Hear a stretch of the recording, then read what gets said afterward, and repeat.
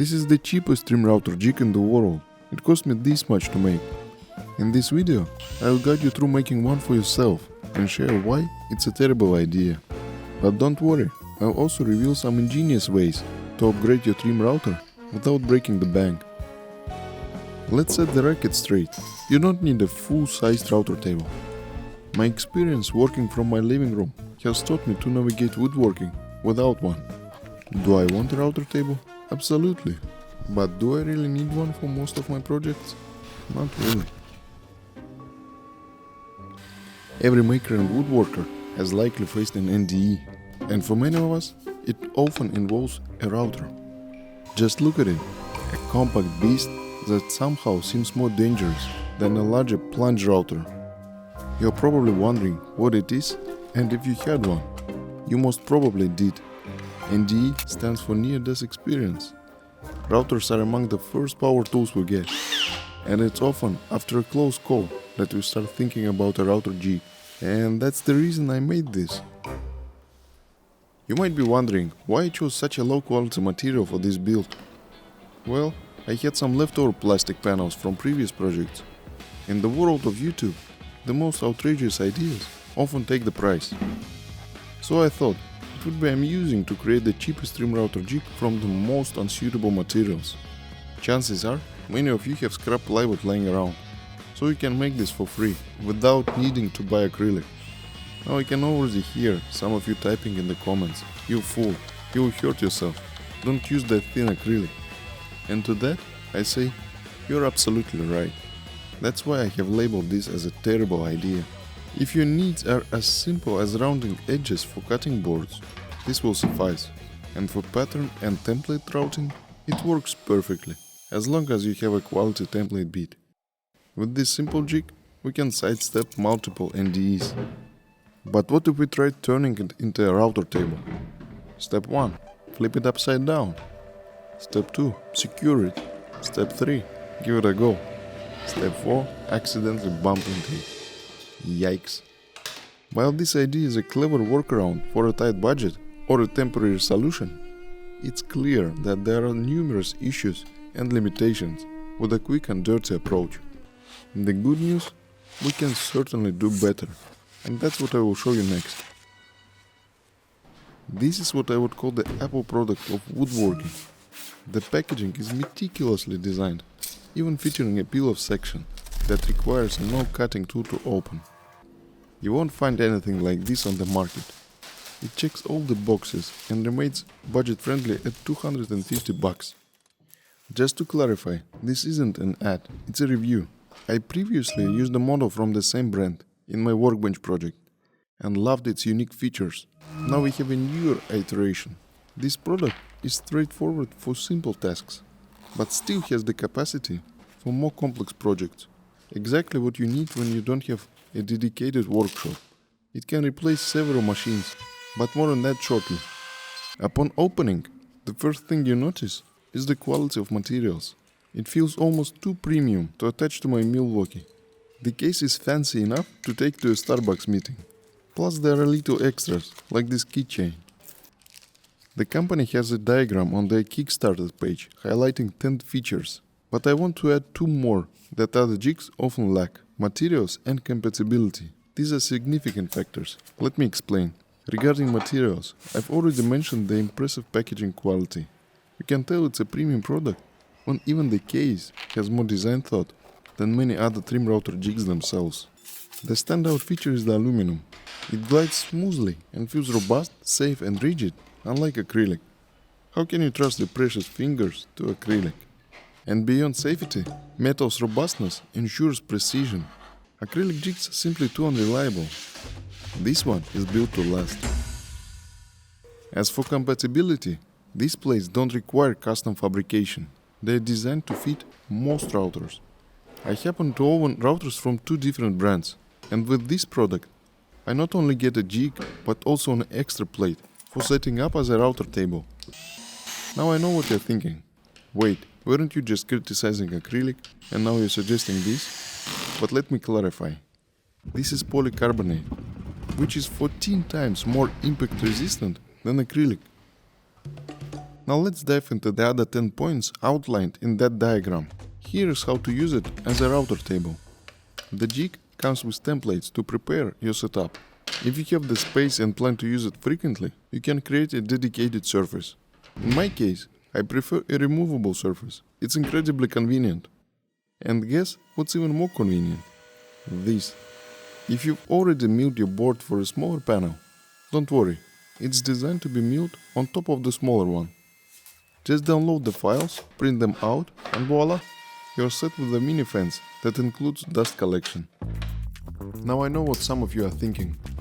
Hey, what if I don't have a 3D printer? Then you need a different kind of voila. That's when PCBWay comes in handy. 3D prints is just one of the array of services. There is so much more, like CNC milling and coating, or like the name suggests, PCBs and their assembly. By the way, this part is nylon, which is way stronger than PLA, because it's printed differently. Check out their website. You can just drag and drop any 3D model and it will give you an estimate price for different amounts and services you choose. Link is in the description. Back to the jig. I have already shown you two ways to occupy this hole, with the jig and with these printable files. Third way is just simple printable cover, and all of these covers are fixed with 4 bolts. As you can see, these threaded holes can be used for different custom additions. What's fantastic about this system is that the possibilities for customization are endless. For instance, I recently needed to create 100 discs with a consistent chamfer. A simple fence wouldn't suffice, so I designed a tiny custom one. Check it out. These customizable features are part of what makes this product so versatile. You can create as many accessories as you need. Let me know in the comments what would you make as an accessory. I've always wanted to test it out myself, and I was impressed.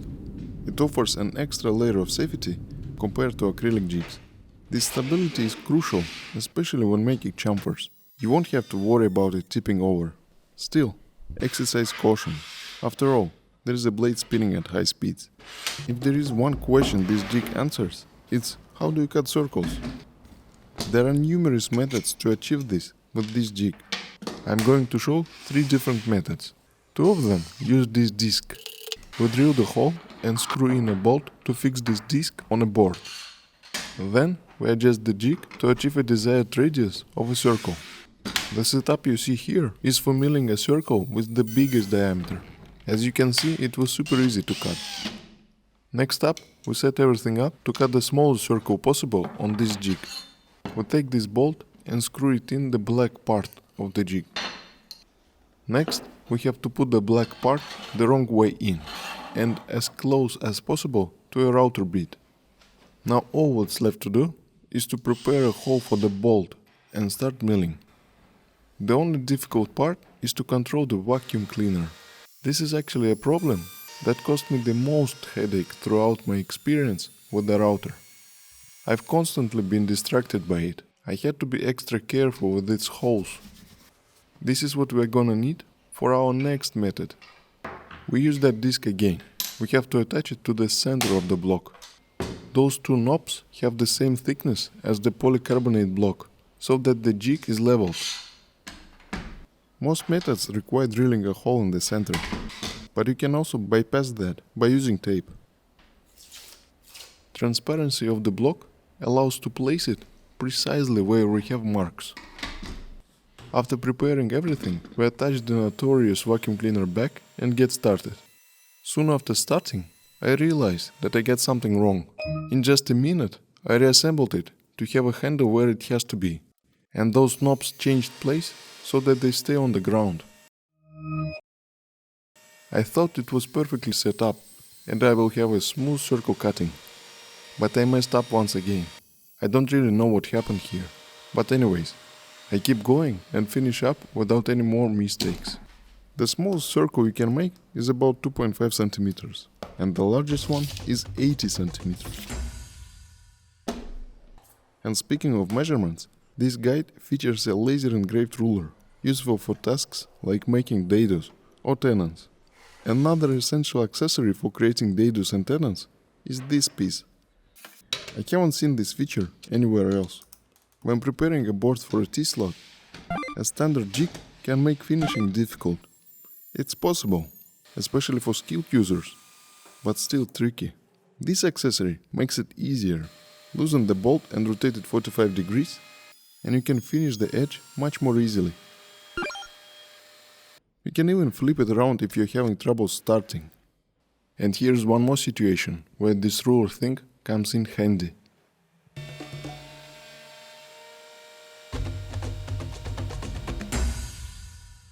This accessory is also needed for flush trimming. Just attach these two knobs and adjust the block to your desired position. It's user-friendly. The only challenge is setting the bit depths correctly to avoid mishaps like I did. Here is a practical situation where you could need this function. I've built this workbench with a vise, but it's a little higher than a tabletop. So we just have to set the router bit on top of the tabletop and start milling. This feature is pretty straightforward. You can use this included accessory with Makita, Bosch or other rail guides.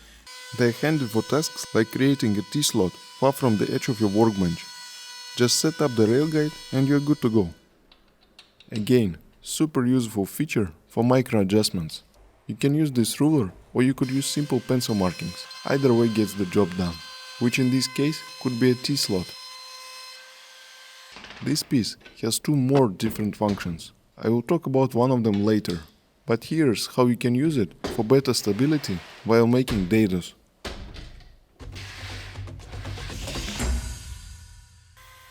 You can see how messy it can get with routers. Of course, dust collection is a must. You'll need to try to appreciate how easy it is to attach and remove. It works remarkably well, keeping the workspace clear, plus the ability to rotate your router 90 degrees allows for optimal placement. Up to this point, it was unnecessary to center your router, but these two next features require centering. In order to do that, grab these items and attach them like I do here. If your bolt is a little loose, just wrap up a couple of layers with simple tape. After making sure the aluminum bolt is properly centered, we can tighten everything up. Now we can reassemble it with the necessary router bit. In this case, a straight bit that we will use for mortises. We'll need two of these black pins and, as promised, one more function for this transparent part. There is useful text that looks a little bit complicated at the first glance, but it's actually clear after a single use. We'll look for mortises this time. This is the only troublesome feature of them all. It was a little tricky to set it up to mill exactly in the center. After a few attempts, I managed to make an almost perfect mortise. With some practice, I'm sure I will have them perfect every time. Troubles go away once you set the jig up in your table. This way is much easier and safer, but you probably can't mill the taller pieces. At least I'm not gonna recommend it. Finally, working with bushings is essential, and this jig, it comes with one as a bonus. You remove a router from a holster to access the second half of a bushing. Tighten it up and bring the router back. We have to look for these lock texts and use two of the given bolts to lock the jig down. Some tape and an MDF piece to use as a template, and we are good to go. It works seamlessly, adding more capabilities to your router. You can find the link below. Let me know if you already have one. Also, if you have any suggestions, drop a comment. You should get one for yourself while they are $250. I'm suggesting to raise the price, because it costs almost like those bad quality acrylic jigs, but it's capable of much more, plus the quality and materials. Anyways, thank you.